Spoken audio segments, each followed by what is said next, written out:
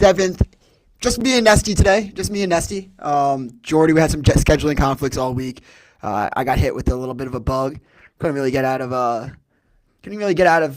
bed much. Really, Nesty, all week I was cranking the TV shows. It's a great time to be a TV show. It's a great time to be a lacrosse fan. Fucking cleaned through Paradise and caught up on Severance. So I'm pretty jazzed about my week. How's your week been? It's been good, Dukes. A little busy. I'm 2 episodes behind on Severance, so for the sake of Nest and the listeners, we'll go no spoilers. Treat. But, It's a treat. It's a fucking treat. The weekend. We got a good slate coming up. I see the chat starting to get moving a little bit. That gets the boys buzzing. But highlight of my week's always talking lax with you and Jordy. So, Jordy's got family obligations. Now it's just you and me, which is still going to bring a big smile to my face. So I'm ready to go, baby. Yeah, Nesty fucking loves these live chats, so we'll pull some up. I don't know if we can pull it up like we have in the past. Oh, we can. All right, we'll pull up the first one. Can we get a Cabrini 2025 season update today? Casey Collins. Shout out Casey. Still dead. Shout out Casey Collins. That's my guy. Dead. Somehow deader than we were before. What happened? So that's not great. Villanova just dropping the ball. Shitty streams. They're not playing their best.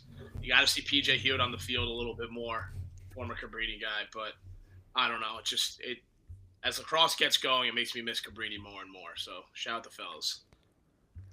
What's the new hat? Talk to us about the new hat. I think. Wait, am I wearing the same one?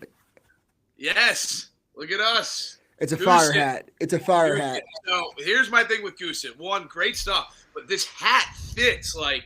It doesn't have the extra little triangle up here that a lot of these style hats do. It just fits nice. I can go sideways, backwards for the sake of wearing the same hat. I'll go forward for now. But yeah, shout out Goosit. What an unreal. Yeah, the Goosit's awesome. Their sweatshirt was fire. I wore it on the Pelkey show. It's automatically went into my top 2 sweatshirts. So fucking comfortable. I like an oversized sweatshirt. I also like this type of sweatshirt, the Water Dogs one, like the light one for the spring once it starts getting nice out. It's a little too windy for it today, but I'm liking this. Scotty telling me to get a mic for Christmas. Yeah, I mean, maybe something earlier. I think Christmas would be dope. It's March. Yeah, it's time, dude. If you're gonna be in the podcast business, you gotta get a mic. We might have to buy you one. Yeah, I mean, maybe we put that maybe we expense that, but we'll see. Yeah, no, that's on me. That's a selfish move. Avery's here. Avery's in every single lacrosse chat. Doesn't matter if it's the Pelkey live cast. Doesn't matter if Scotty. He's probably in Stick Talk as well. We know he's always here. Avery's the #1 lacrosse podcast taker. I'm the #1 podcaster. I was explaining to someone today. They really were confused with the lacrosse podcast thing. I was like, yeah, if you went up to someone and they're like, I really like lacrosse podcasts, and they didn't even know me, I'm in at least 40% of them. Yeah. Right? 100%. I mean, you've cornered the market perfectly. Yeah. I would like an invite on Stick Talk so I could really start cornering it. I need to get in everywhere I can. But Avery also said UNC plus 1,400. They're winning the ACC. Do you think they're winning the ACC? I think they have a chance. I think they have a super, super high chance. I don't know. The ACC is so deep. And, you're going to have to get through so many behemoths. I don't know. It'd be a nice treat for them.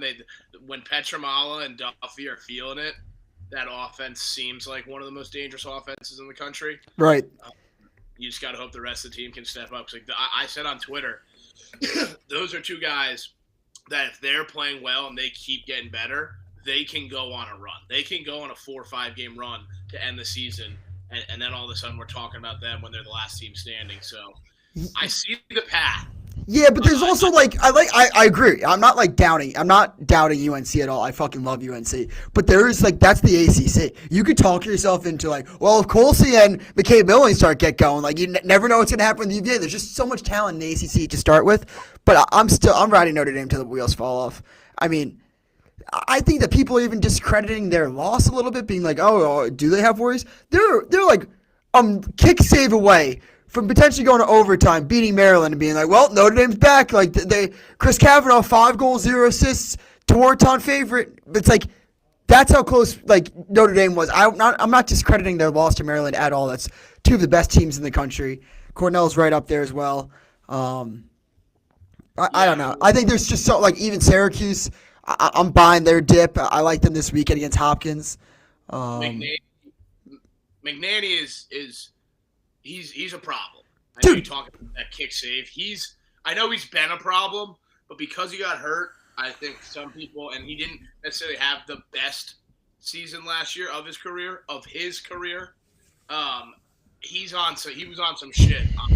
He's fine. He's not even the best goalie in the country, though. I mean, it's Sean Byrne from Army who's the best goalie in the country. I mean, Army's been on a tear. I know, like, I've had that Army take out there. We can address that in a little bit. But, like, Sean Byrne's the best goalie in the country, in my opinion. Logan McNaney's really good. But Mitch tried fucking saying that, like, what if he wins the Tewaaraton? If he didn't go to Entman last year, Logan McNaney ain't winning it. Logan McNaney's just, like, a fine goalie. Logan McNaney's growing. Logan McNaney grows on trees. That's not, like... No, that's crazy. There's about five goalies in recent memory that it's like generational goalies. Logan McNaney's on a generational goalie. He's no Liam Entman. But he certainly doesn't grow on trees. I'm pretty sure the stat is every season he's been a starter, he's gone to the national championship. So is that more on McNaney or more on Tillman? That's him. That's McNaney. You think that every single run that they won on is thanks to McNaney? It's not strictly because of him, but he's the anchor. Yeah, I disagree with that completely. Maryland's made championship games and lost plenty of times before Logan McNaney has. If he goes to the national championship this year, Logan McNaney, then I'm willing to put him in generational. If he goes 4 for 4, 4 years as a starter, 4 national championships, I don't care if he even loses it. Would he be just a Jim Kelly? Would he be Jim Kelly then? Sure. I'm not. It's just it's. I don't think that putting him in the Tewaaraton category, like he's right. I agree with that. I don't think he's not playing it like Liam Entenmann had a season last year that was so far and beyond regular goals. I don't think McNaney's doing that, but I do think he's absolutely elite, and guys like him do not grow on trees. So when I say grow on trees, I mean like there's Kyle Bernlohr's, there's Logan McNaney's, There's Alex Rhodes. Like these are all-time goalies. Like when I'm saying generational, I'm being like you can't take your eyes off this guy. Like I think that growing on trees, like it's not like a discount. Like obviously, like I'm not comparing him to like the Mercer goalie in 2021. Sorry to whoever that was, but like I think that like great goalies like Logan McNaney do like they just come up. Like you're in front of like good defense, you're in front of a good ball club, making the saves you're supposed to save, and having some ridiculous ones like he made at the end of the Notre Dame game. Yeah. I don't know. I maybe I'm being disrespectful with the quote grows on trees, but I'm saying like all time go like I don't know. I think it was just more I'm probably trying to give Entman way too much credit or more credit than he deserves. I agree with your Entman takes. I do think he's still a tier above him. It's just right. Fine. I totally agree with that. Watching McNaney when I was watching him, the saves he was making, I was like, this guy is just out of control. And I have a feeling he's going to stay out of control because once he gets hot, he's hot. Avery is fading Notre Dame this weekend. Good luck. I mean, who has Ohio State played? Even fucking up. You see Mitch and Hoagie faded Ohio State this weekend, and they picked Notre Dame. Cowards. I did. Cowards. That was some of the lamest shit I've ever fucking seen in my life. You wouldn't catch me dead. Team I support. That's let alone last week. People fucking will come at me being like, oh, the ultimate hater. At least I hate at an exceptional level. Like last week when it was Ohio State was a 6-goal favorite against Bryant. I still picked Bryant. Yeah, I mean it's a good sniff. I took Bryant. I think we hate Ohio State for the same reason. We just want to see them be better. It's not that we don't like Ohio State. It's that we hate that they're not as good as they should be, and we're one of the only people trying to hold them accountable. Everyone else is okay with just making a run in the Big Ten and then losing and then maybe winning a tournament game. Like a tournament win for Ohio State is like almost the peak. So it's like if that's what they want to be, that's fine. They're in the right spot and they have the right guy. So it is what it is. Dukes is still wild for the Army take. All right. I'll address it here. I'll address it to the first podcast I was ever on. This is Hear From Me Live. I think people got blown away with the Fairleigh Dickinson thing. I was trying to say that it would be a Cinderella run. Now, you might be like, how can you call Army top 5 team, what number 1 team last year? How could that be a Cinderella run? When you come from a conference that's not the ACC, the Big Ten, the Ivies, I'm going to call you a Cinderella run. Loyola, really good team in 2012. That was a Cinderella run. I think that Fairleigh Dickinson is a Cinderella run that everybody can relate to. If you're going to make it the actual, who I think college basketball-wise, what Cinderella run they're related to, probably San Diego State. Like a really, really good mid-major team that finally broke through, and nobody really watched them in the championship. I am reeling back a little bit because now that I've slept on it, obviously Army on Memorial Day Monday, like that would be incredible. I think that I wasn't giving enough credit to the Memorial Day Monday factor, but I still think Notre Dame Maryland is the matchup that lacrosse fans deserve. I mean, you're talking, this is like the Chiefs dynasty. This is over the past 5 years. Every single game besides the national championship was like a 2-goal or less margin. And I mean, like, this is like a back and forth battle. I would love to see that. Notre Dame going for the three-peat against, I want to say Maryland is like their rivals now. Yeah. So I'll be honest, trust tree. I knew what you meant the whole time, and I had a feeling that everyone was just gonna gang up on you, and I was just sitting there kind of eating my popcorn. Yeah.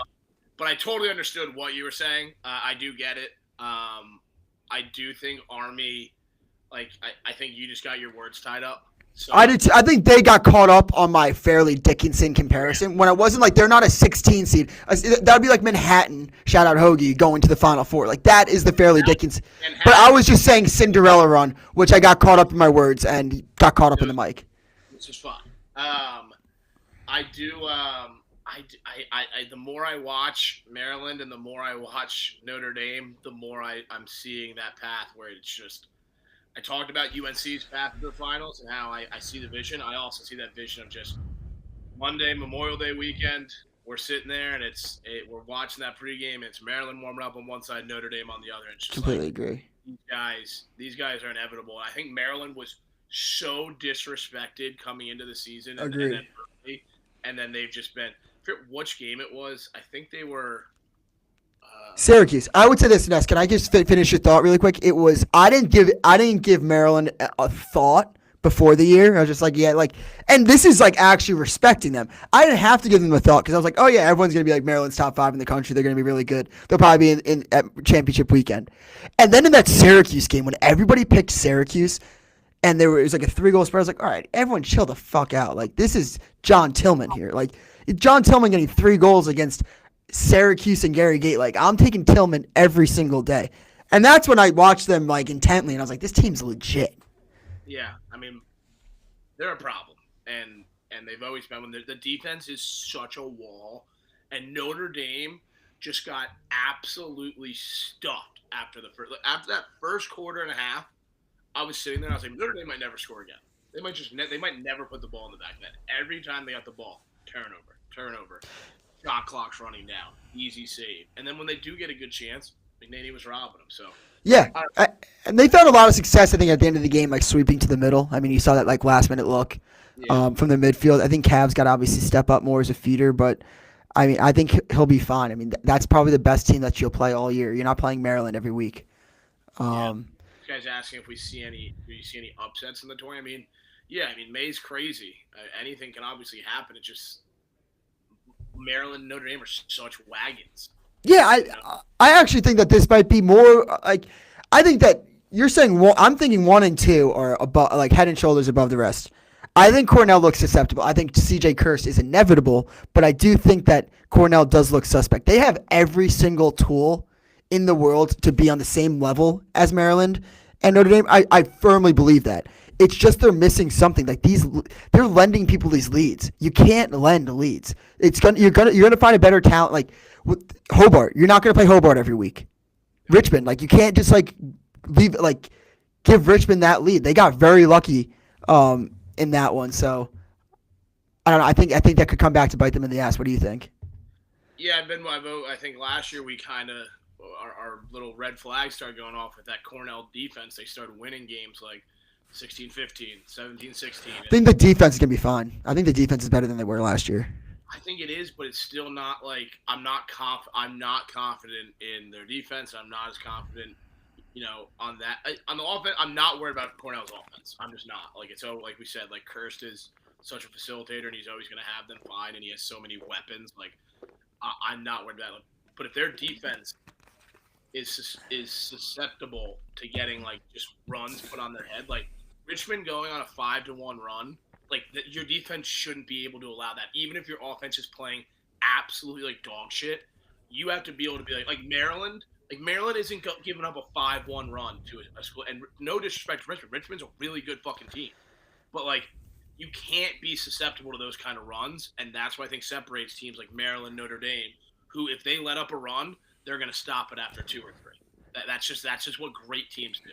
Avery saying Cornell is overrated. They are trash. They only have one guy. That is fucking crazy, Avery. They have Hugh Kelleher, who's probably going to potentially could play Division I football. He'll probably be a PLL midfielder. They have Michael Long, who I think is the most underrated attackman. They have a great face-off guy in Jack Cascadden. I think they have great LSMs and Brendan Staub. They have a great base defense. Their defense is so much better than last year. I like Cornell. Again, I just think they're just right a notch below. I mean, I think, and I said this, I've said it last. I think Army is like what I was also trying to say is saying that Army would be a better national championship game than like Maryland Notre Dame. I think is crazy. Maryland, like I think Army would show out on national, like on Memorial Day Monday. It would be a great atmosphere. It'd be so cool with the troops. But I mean, I don't know. Like Army is championship weekend good. Like they are right there. There, I mean, you and I, we checked the odds. Our friends over at DraftKings, they have the top 7 odds. They're one of those top 7 teams according to the odds makers. Their thing is just the Patriot League's a fucking gauntlet that won't get multiple bids. Like they're gonna have to win out, and then if they lose in the Patriot League's final, maybe they'll be fine. Yeah, I mean, if I'd love to see it. One, it'd be funny to see just all the tapes get rolled back on you if Army does go on a run. You know, people would just be pulling those out everywhere, despite you saying the word straight. But I don't know. Check my pinned tweet, brother. I said I literally. This is what people will come at me for. I said I think they should and they will run the table. Mike, that's what you get when you get everything recorded. Listen, I'm not picking sides. I'm just saying, like, people are gonna pick and choose what to. Dude, I've been in this. It's year 5. No Shot Burn is the best goalie. Emmett Carroll, Jack Frassione, and McNanny are above. I disagree. I mean, Sean Byrne is playing like the best goalie in the country. He leads the country in save percentage. Yeah, which is a very. I know some people say you can't look like too much into it, but like when you're comparing really good goalies and they can only be separated with one way, it's really just save percentage and goals against. I mean, save percentage is by far the easiest metric to measure the ability a goalie's playing at. 9, 3, 3, 4, 5. That's the goal against. What's his save percentage on the season right now? I bet you it's nuts. It's gonna be nuts. NCAA lacrosse save percentage. I think Emmett Carroll's great. I just think Penn hasn't been playing great. He's like, he's been getting not necessarily shelled, but he's definitely letting in more goals than he probably should be. And again, I'm not trying to slight Emmett. 73%. Yeah, I mean, that's it. That's absolutely ludicrous. I mean, Division I lacrosse, 55, 60% gets you All-American status. Like, and let's just say, like, Frassione, 59. That's ridiculous. McNaney, 62. That's ridiculous. But, like, my Sean Byrne take isn't crazy. And Maryland's playing better competition, I will say that. But, like, Yale's no slouch. Penn State beating Cornell by 6. You took Penn State this weekend, didn't you? Did I see that correctly, Dukes? Well, I mean, I've been saying it all year. I love Penn State. I don't necessarily – I'm not against Penn State. I just think Cornell coming off a not-so-great game, I think it's one of those bounce-back chances for them. And I have been seeing other comments where people are saying Penn State's going to roll Cornell. I don't see it that way. I think it's going to be just a fourth-quarter war. And I just hope it's a one-goal game in the fourth quarter, and whoever has that ball last ends up winning it. But I certainly don't think Penn State's going to blow out Cornell. I just had to address Joe in the chat. Yale's does tank. 100%. But, like, it's not like they're playing Bellarmine, Mercer, like Cleveland State. This is UMass, Rutgers, Yale, and then Mercer and Lafayette are their 2 worst games, but they gave up 4 and 5. Like, it's not like UMass, Rutgers are just like rollover games, and Yale definitely brings in the talent. Yale's supposed to be at the top half of the Ivy. I'm not like And it's not like they're like even. It's a 73% save percentage. That is fucking ludicrous. Even if you had that in one game, that'd be crazy. To average that over 5, no matter who you're playing D1 talent. That is insane. Yeah, it's bananas. I mean, he's saving the ball at a clip that people just don't save the ball at. And if you can't understand that, then we're just not on the same page as far as understanding goalies. Matt Trainer's first team All-American, 1,000%. I think he might be my favorite player in the country to watch. Penn State is an overtime loss to Princeton away from us saying, are they the best team in the country? No. Neither of We us, are. You would never say they're better than Notre Dame. Never. But it's podcasting. It's podcasting. You have to, you bring up stuff that you don't even know if you're sure that you mean. Never. I would never say that. If they were undefeated, I'd be calling them frauds. Do you see how podcasting you could switch on a dime of what your take is? Penn State's undefeated? Frauds. Penn State one goal loss to Princeton in overtime? Holy shit. Are we talking about them enough? As long as you're honest in this game, you can never really be wrong. It's a little D3 action here. Wesley and Rochelle. Shout out the D3 boys grinding away. I guess I'm taking Salisbury. Shout out Connor Hesse on the team. Former Cabrini boy's been lighting it up for the Salisbury Seagulls. He's coming off a knee injury from the fall, but he's a vital part of that starting Seagull offense. So let's go Salisbury this weekend. Fuck you, Wesley. I think Duffy could win the next 2 Torontos after the season when Crease wins it. I mean, I love Owen Duffy. You're not going to get any argument from me.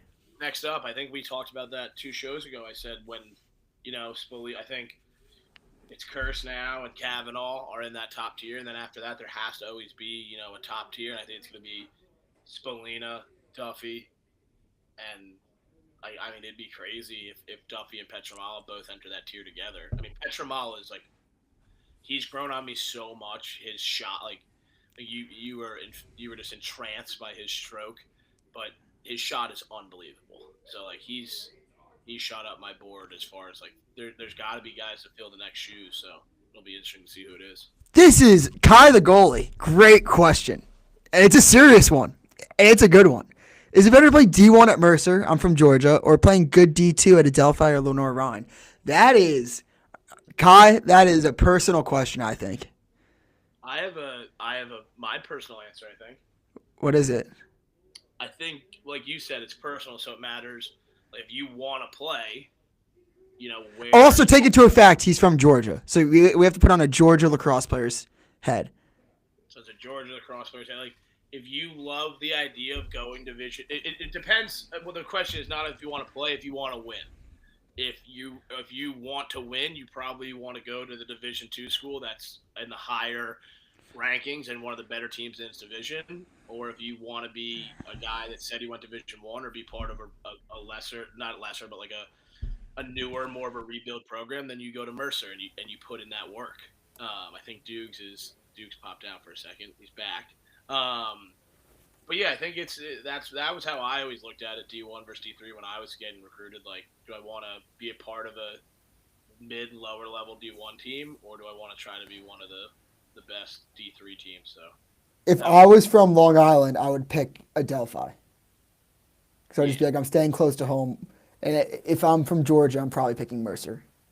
What about Lenore-Rhine down there? Not that far. I mean, I'm sure it's far. Maybe. I mean, I'd probably pick Mercer over Lenore-Rhine. I mean, also going from Georgia to Garden City, New York. For college, I love Garden City, but I don't know. It's trying to go to the Hofstra bars as an Adelphi lacrosse player and partying in Garden City South. No, thank you.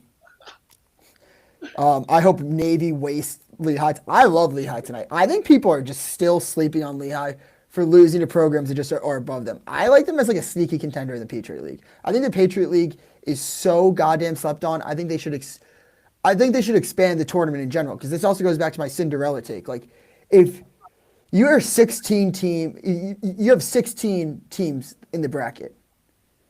10 teams ever in NCAA Division I history have won the NCAA championships. So a lot of teams are Cinderella stories, Cinderella runs. if the bracket expands, like the Patriot League would get multiple teams in, and a lot of the Patriot League I wouldn't consider Cinderella runs. Right now, if any Patriot League team went to the Final Four, I'd be like, that's a Cinderella run. I agree. I think um, I do think Lehigh covers tonight. I bet them. I took the over in that game, 20 and a half. I will gladly take the over there. Would love to see a 10-9 game going into the fourth quarter.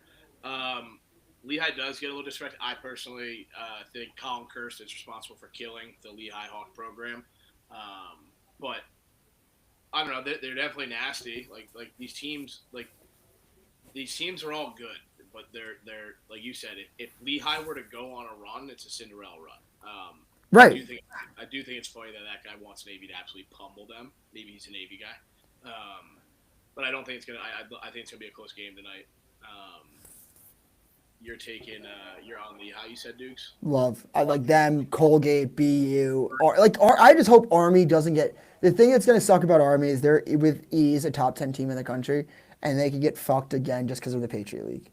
Where like the Patriot League is good. There's 4 teams in my opinion that could get a bid.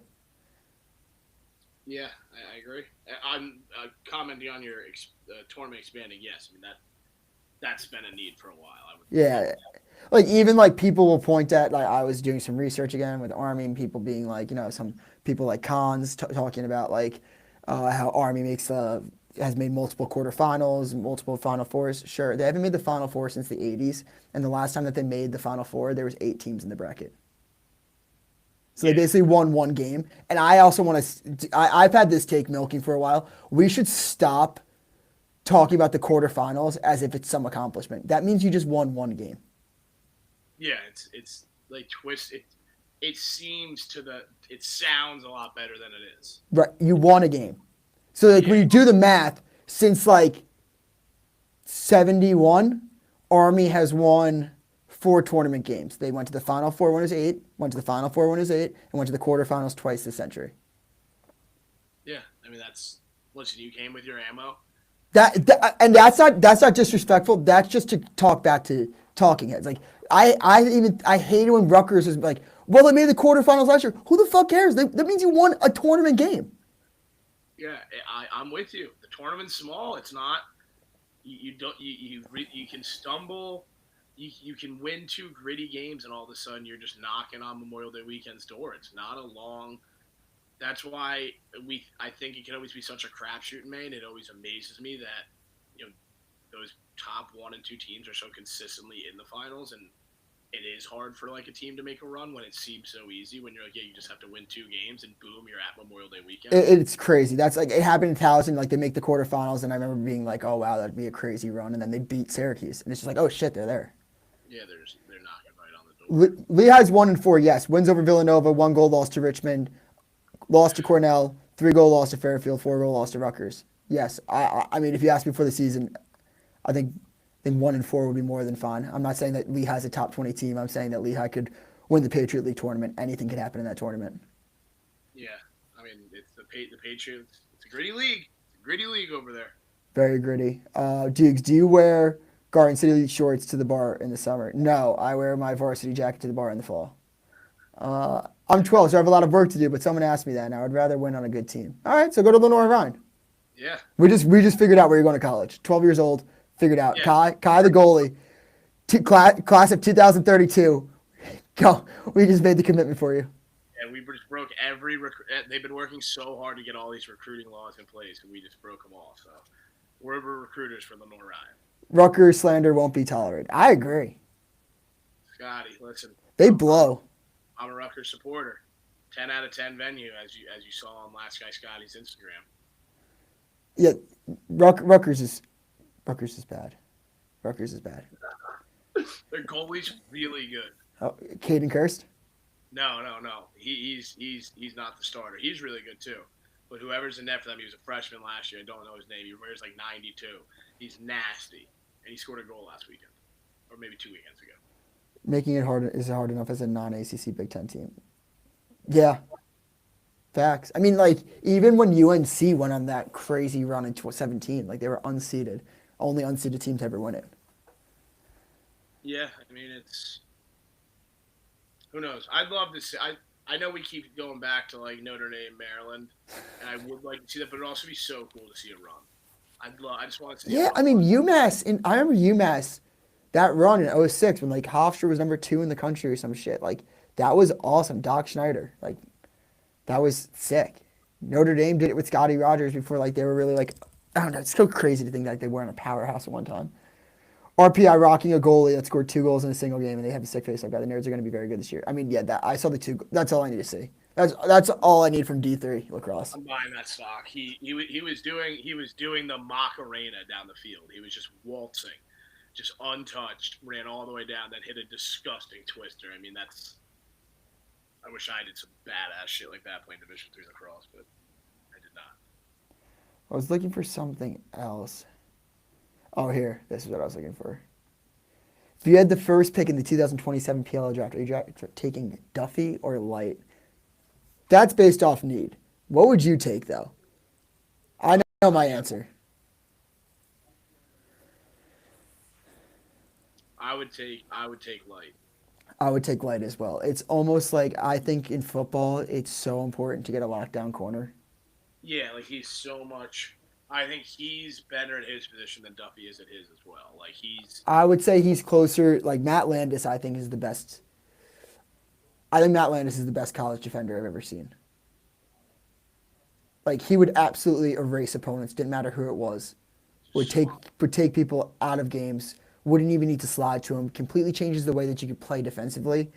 It's like Revis Island. Yeah, I mean And Sean Light's the closest thing I've seen to that. I mean, he's also a sophomore. It's crazy. he's so young, and he probably will be the he probably will be the first pick in the draft. And when he is, he's going to absolutely swallow people at the next level, especially like the field's a little smaller, which I think makes it a little bit harder to play offense. So a guy like him who can cover so much ground at his size is just it's just unbelievable. Yeah, hell yeah, Grimes. I did win a ring. You let him know, Grimes. Hell yeah. Do you have it? It's here somewhere. I just moved into in my new spot downstairs. It's in this house. So I guess we can look over. Do you want to look over the rest of the games for the weekend? Yeah, let's do it. Want to pull up DK friends over at DraftKings? Yes, sir. North Carolina Hofstra. We don't need to talk about this. I just want to say that's going to be a shit kicking and a half. Well, those Hofstra boys are all rich. You see, they got paid. How about that? $500 each. I mean, it's great. I actually think it's a great initiative. I thought there was a little bit of chatter online about like if you're the best player in Hofstra, would you be pissed? Like you should absolutely not be pissed. You're playing lacrosse at Hofstra. Like if you're Owen Duffy and you're making the same as like the walk on, I'd be pissed with like actual real NIL opportunities. But I mean, you should be focused on making the $500 the most you can in like your little like growth investment account, going back to your dorm room with Hofstra and buying like an eighth for everybody. Yeah, like you sort of just gotta take your wins there. I mean, yeah, like it'd be dope. Obviously, if you're the best player on the team, if you got like $5,000, but I mean, you're playing lacrosse. None of these guys are walking away with tons and tons of cash. So someone's just gonna give you $500 and also give all the fellas $500. Like, I'd be so fired up if I was the best player on the team. I'd be like, hell yeah! Like, if $500 in college, that might as well be $5,000. Those kids are rich. No, Those kids are rich. Pizzas, beers, everything. They're not buying top shelf of nothing. So I mean, I can't imagine what a school like Cabrini would have done if we all each got $500. I can't even. Also, someone earlier mentioned before RP3 to the whips. Any initial thoughts? I think a lot of people are confused about how they moved on from Zed and they looked like they were trying to go in a younger direction and now signing like an aging Pinnell. I think Pinnell could be unbelievable in a Stagnita offensive team, but at the same time, like if he's not playing well, I would hope that him and Stagnita, as like two guys who've been around for so long and I'm sure have a pretty good relationship, could say to each other like, "Hey, if it's not working, you can't take that. You can't just take up a spot back there. Like eventually, we're gonna have to move you around and put you in at different times potentially, but like or have you run the two. But obviously, you take a chance on a guy like that if you're trying to win. And I think him and Rambo and that offense could get humming. But Dude, I have no idea what they're gonna do. That like, and also people trying to say that they're like a title favorite now, or like I saw T. Allen was saying, grow up. They're nowhere close to a title favorite. They're not even in like my top four of title favorites. I think last year might be an anomaly. TJ Malone, love him as a player. Sophomore slumps happen, so that's like a factor that's going to have to come into play. What's the lineup going to be? Do you put Levi Anderson down low? Like I thought he'd be someone that would take over for Zed. You saw the emergence of him last year. Does he just take over Zed's spot? You still have Rambo. Are you trying to like unload one of these guys? You got TJ Malone. Do you play him at X or do you play Rob Pennell at X? There's all these questions. I thought I know Pennell was even looking at going to the Water Dogs. I think the Water Dogs are, again, they lost so many one-goal games last year. I still think they're a top 4 team coming into this year with something to prove. I just don't see it with the Whips. I don't know. I mean, I think it's just an interesting. Do you play TJ Malone out of the box? I don't know what their plan is. That's the thing is I have to see their plan before I buy in on it. But seems like a lot of cooks in the kitchen. Which is fair, but they do remind me a lot, ironically enough, of Maryland lacrosse. That it's sort of like one of those things where even last year when they didn't look good, we kind of all slept on them, and then bang, like all of a sudden we're watching them play on whatever Labor Day weekend or the weekend after Labor Day. But I don't know. I'm not going to be out on the Whips, but I'm certainly not. I'm not 100% like in on the move, but I do. I see what they're doing. You're trying to take a chance on a guy like that. Clearly, they're not trying to go full youth and instead you just think you've got something in the tank. This is what I think as well. But that's when I'm starting to think are they gonna trade Rambo? That'd be so fucked. That guy is of it. He is the Maryland Whip snake. It's fascinating. Yeah, that's like trading. You don't just sign Pennell to come out of the box. I don't think Pennell's going to come out of the box. You can't. I don't know. You certainly. He's literally too old to come out of the box. Yeah, Rambo's definitely not coming out of the box. So someone's not eating. Someone is about to be hungry, and it's a matter. Maybe it'll be. To be honest, I could see them going Rambo, Malone, Pennell. I think if you sit anyone, it's Anderson. They need to trade the pick. They're going to trade something. They're going to trade. The Water Dogs need to trade the pick. You think so? Have to. What about Curse and Sowers? You might have the two best offensive players, offensive attackmen in the world. Again, I think McCardle plays 1 to 2 more years. I think he probably plays 2 more years. Curse is great, but I mean, you could probably get some draft capital. The margin between how talented players in this league is not that much. It come out of the box for you, or not. I don't think he's like Kavanaugh where you have to I think you want more of an off-ball guy. I think you want someone I thought Ethan Walker was fantastic up until last year. I don't know what's really been going on. I thought at one point he was in the argument for best shooter in the world, but I think you trade that pick and you get draft assets. Yeah, I don't know. I mean, I'm never. There's going to be teams clamoring for that pick. 100%. They probably already are. That is a good point. Zed tearing his Achilles definitely probably opens up that they probably need Curse. So that is a good point. Yeah, I mean, if they don't take Curse now, then that's a fool move. Right. I did forget that Zed. I hand up. Completely forgot. Listen, it's a live show. We're not re-recording this. We're doing it live, baby. We would do the same shit if we were pre-recording. I wish we could keep track of times we've even made an edit to the podcast. I'd say it's probably less than 1 per episode. The thing that makes the thing that makes me weary about drafting Cursed is Sowers is obvious. I still think Sowers is a top 3 player in the league. He's he's the guy that gets it going for the Water Dogs. Ball dominant. Cursed, I've never seen him not be ball dominant.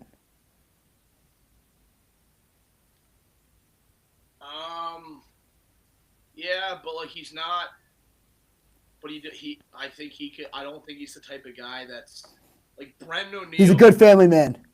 Yeah, he's a good family. Like I think someone like Brendan O'Neill as like completely ball dominant. Where like, if he doesn't have the ball in his stick, he's not going to be nearly as effective. And then I look back at like the Pat Cavanaugh thing where I'm like, yeah, like you just get who's the most talented, but like could the Cannons have gone in a different direction? Traded it back, got more draft capital, got someone that fitted what they needed more. They bailed on that plan pretty fucking fast. Yeah, I mean that was kind of like one of the probably the most slept on move like in recent moves in the PLL. Team between when he was awful. Yeah, I'm not gonna lie. I'm a grown man. I don't watch kids. Grimes, man, shout out Grimes. I can't believe Sowers and Curse would be lethal. I mean, that's facts. Now that I'm like kind of stirring this in my mind, it would be. And the Zed thing definitely changes everything. It's also like they play. It's not like one of them has to go out of position. Like Curse can play any of the 3 spots on attack if he really wanted to. Where it's like Sowers is so dominant at X, you can let Curse play either the wings because like he's just I don't know. I think they're both. I still was in love with I was in love with the Kavanaugh factor. I think Sowers with Kavanaugh would be disgusting. Yeah. Just as equally, like. We're so. You're getting, but yeah, you're getting, like, I love Pat, but you're getting like Chris, but basically best next to like the best version that Pat could ever be in Sowers. Yeah, I mean, I don't think that the Water Dogs can go wrong with the number 1 pick.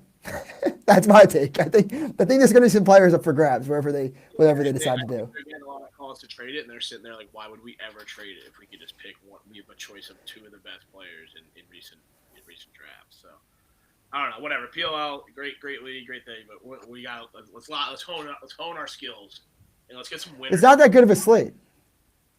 There's no.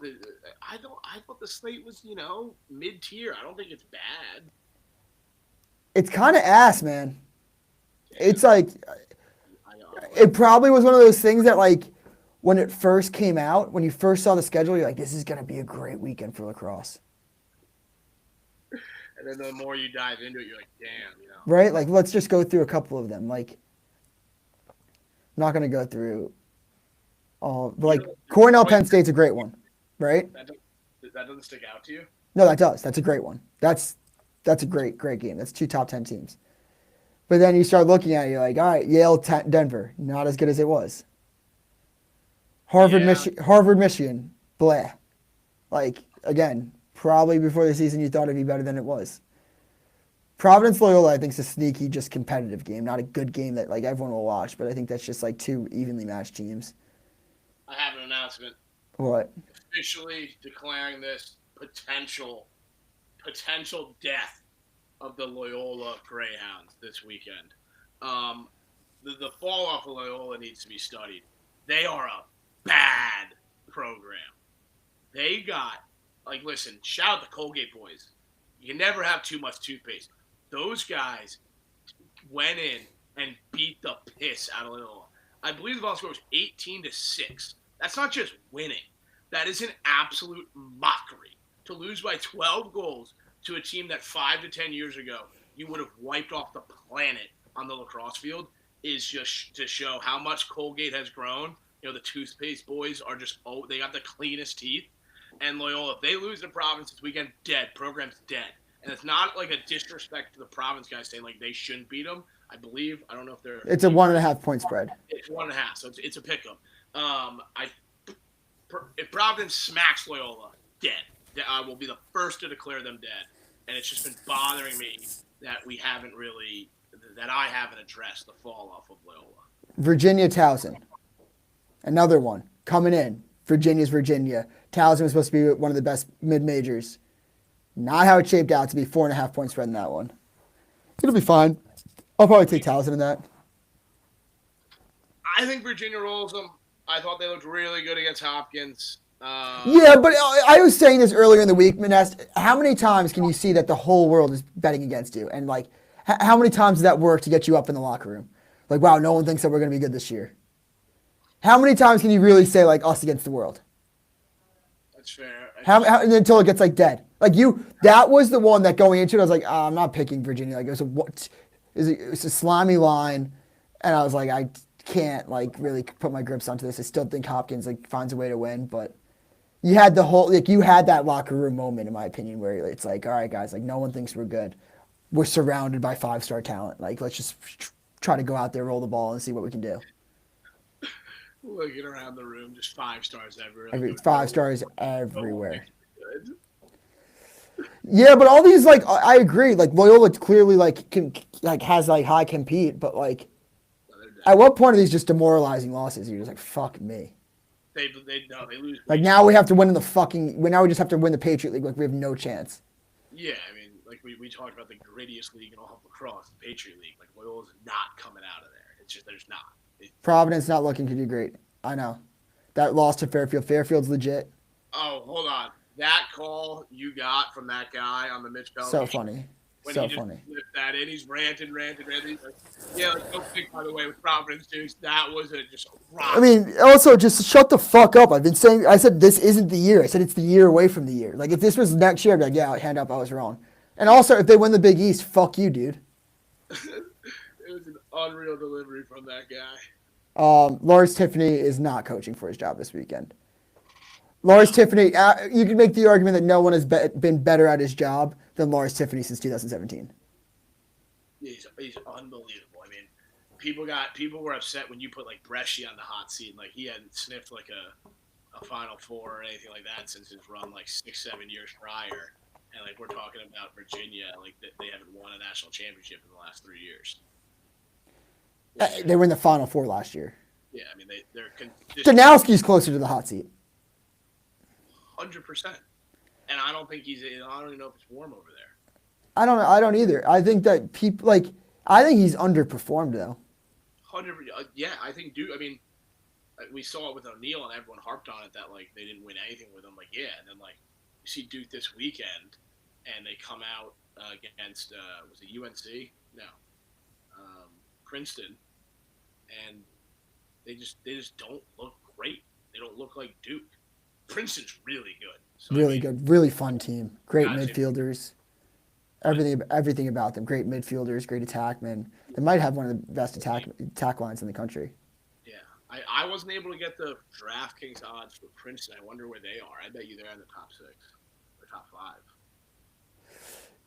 Yeah, but since 2017, Lawrence Tiffany also, I think that the slept-on thing, like, Lawrence Tiffany and John Tillman both coached in the Ivies. Only one took an Ivy League team to the Final Four. John Tillman, I looked back at it. It's crazy. I mean, obviously, I was too young to understand the hiring. But if you just looked at his record at Harvard, you'd be like, how did this guy get hired at Maryland? Like, he never he barely finished above 500, I think. Do you want me to pull it up? I know for a fact it's going to be just like hovering right at 500. It's right.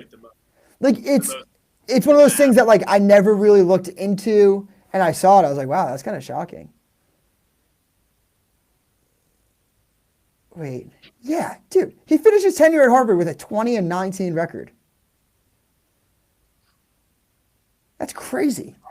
Yeah, I mean that's just respectfully average, if not below average. Great take. I've been saying this forever. I mean, we got a what's the Iowa coach's name? I'm not sure. Kirk Ferentz. And his son was the offensive coordinator, and they had to pull the plug on that. Matt Danowski, definitely on the hot seat. No? No, I mean I don't know. I don't. Get in the mud a little bit. Say something with your chest. I don't. Holy shit! Don't be scared of the burners. Not my take, so I don't want to slurp you off and be like, yeah, like he's on the hot seat, dude. I'm not saying he's on the hot seat, but like. Seems like you kind of are. I don't want you fucking say it with your chest. I have before. Okay. So now we're here, and I'm here just pussyfooting around. But I'm one of the most impressive things that Tillman's dominance in the tournament is stupid. It's also to say it's crazy how much he loses there. Yeah, He's like the LeBron. He's like the LeBron of. It's like when LeBron went to those like 10 straight NBA finals. Like Tillman is the LeBron of Division I lacrosse. Two He'll national championships. That's it. he's there so much. He just happens to lose like a fuckload, which I don't think should be used against him. Same way I feel about my boy LeBron, shout Brown. But yeah, he does lose a lot. A lot. But then, yeah, when we look at the rest of the schedule, like, how many times have Notre Dame and Ohio State played where Notre Dame was number 2 and Ohio State was number 15? I'm going to go 12. I feel like they are always number 2 and always number 15. And I'll tell you what, one school's never number 2. Oh, yeah. I mean, Ohio State just those boys are consistent at being, good but not great. That's for sure.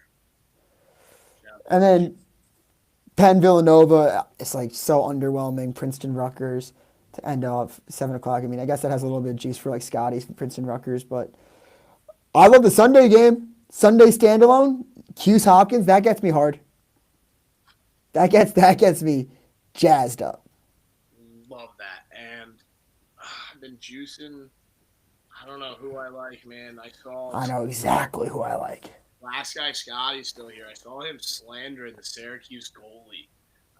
Talking about that's the weakest part of the Syracuse team. I don't love goalie slander, and it got me a little fired up to defend him. So I might ride with the Cuse boys strictly out of spite towards last guy, Scotty. So if you're still out there, Scotty, that might be my spite bet of the week. Yeah, I don't understand where the slander came from. I think that a lot of the slander would probably be because of the Harvard game. Didn't But- play great. But besides that, I mean, he's been pretty goddamn consistent. I mean, if you look at his by the percentage, like 82, 69, 56, 52, 33, 69. Saves 9, 11, 9, 12, 5, 11. He's playing well. He's seeing a good amount of shots. Also, Twitter follower Jimmy McCool. I like him. So, I mean, I thought after the Harvard game, I was like, oh shit, they might have a goalie issue. And then I started diving in more. I was like, nah, they're fine. Yeah, I mean, every goalie's not. That's why I kind of made that point about McNaney. Is like he's so consistent that he's like not every goalie's like him. But I think most regular goalies are going to have days like the Hughes goalie where. You are right. You know what? I will take back what I said about McNaney, given the consistency. Yeah, that's more so what I meant. Is like he's so like what I always say as a goalie. If your lows, like if your bad day is a 50%, Yeah. like Henneman last year, his bad days are fine, and his great days are like, yo, this guy is from a different planet. He's just seeing the ball. It's a beach ball to him. For everyone else, it's this little white ball. To him, it's a rainbow-colored beach ball just floating into his stick. I don't know why. McNaney has always just reminded me of Shane Doss. McNaney reminded me of this kid from Maryland that I played growing up. This like little kid who played for the Turtles, that Maryland travel team. And I like tried to figure out if it was McNaney like 20 times, but there's just no way. Not a Maryland travel team. Younger than us. Like there's no scenario is him, but like I feel like he played for the Turtles or something. Maybe I'm wrong about that. I don't know. I think you're thinking of like a Manhasset kid, to be honest. Yeah, I don't know who I'm thinking of. He just reminds me of someone from my childhood. And, like he's just like a little goalie that's so good and just like The glazing is crazy. He's nasty. Like Yeah, but Hughes, I dare you to beat someone good by an impressive margin. Dan Arestia. That's fine, but like I'm on the team. Like I'm just not that impressed with Hopkins. Like Really? I think that those wins were so blown out of proportion.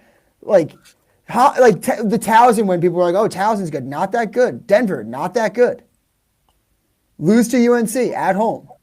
those are definitely fair points in the beginning. I don't think Let me see.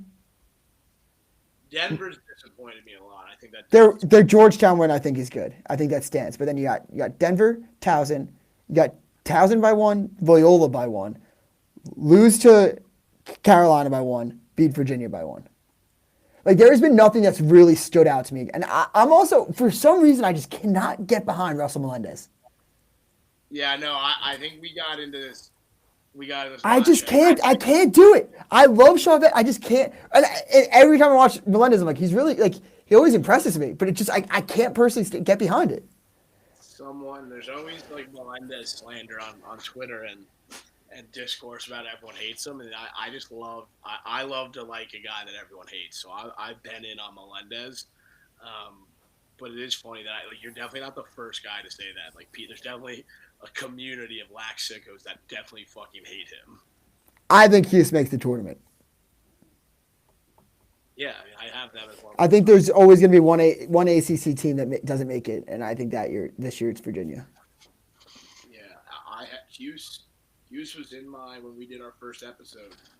They're in my Memorial Day weekend. That hasn't changed. I think they can get humming. I think when Spallino and that offense gets going, and once they decide who the guy is that we talked about a few episodes ago, they'll be good to go.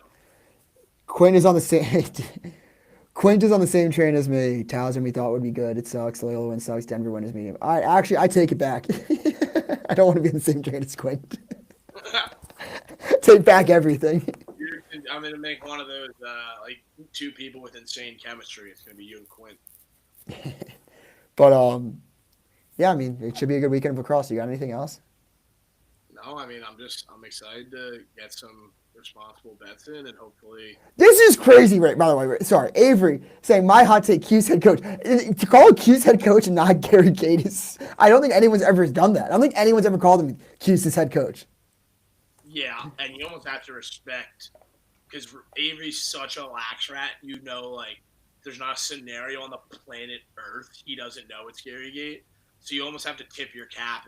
Is it just the ultimate move of disrespect that he won't even utter his name? Maybe Avery hates Gary Gate. So Q's has Hopkins, which I might put as a must win.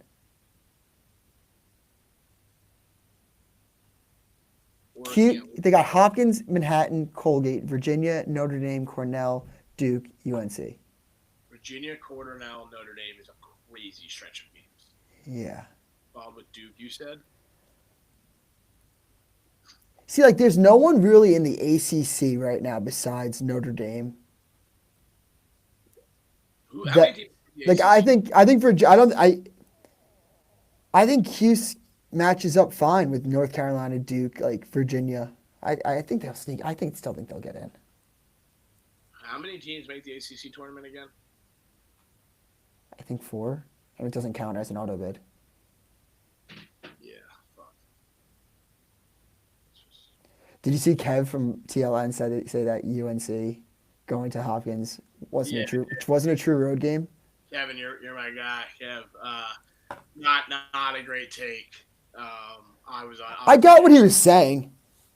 No, yeah, I get it, but it's for Petramala, but it couldn't be more. It's probably. I would make the argument actually that it's a harder road game for him to go to Homewood than like anything else. 100%. Everyone knows your number. It's like the one. Like how much of an atmosphere does college lacrosse get than Homewood Field? Yeah, I mean he couldn't have. He'll probably never be at a place where he's a bigger target on his back. And he almost had to have a game like that in order. It's such an emotional win, and you have to reel in your emotions so much that it actually probably goes to show how well he played on the road. Yeah, 100%. Like he had, I'm seeing it more with how much pressure was probably on him, and he absolutely erupted. It was a double hat trick. There were no one left with hats. They were all on the field for Petramala. That's all I got. No, yeah, that's really it for me. I'm excited to just sit back, put my feet up, and watch them lacrosse. All right, scheduling note, we're probably going to do Sundays from now on recording. Maybe we'll go live once in a while when there's like good games, and we'll go live after Hopkins Cuse. But stay tuned. We'll let you guys know. Thanks for tuning in. Nessa, you got anything? That's it. Love you, boys. Keep tapping in, and we're just getting started. Maybe let's have some fun. The live stream's always fun to get going with the chat, and then it'll be up on YouTube soon. So let's do it. Go lacrosse. All right, good shit. Good stuff. Do you need me to stay on for a minute to make sure it downloads? All good now.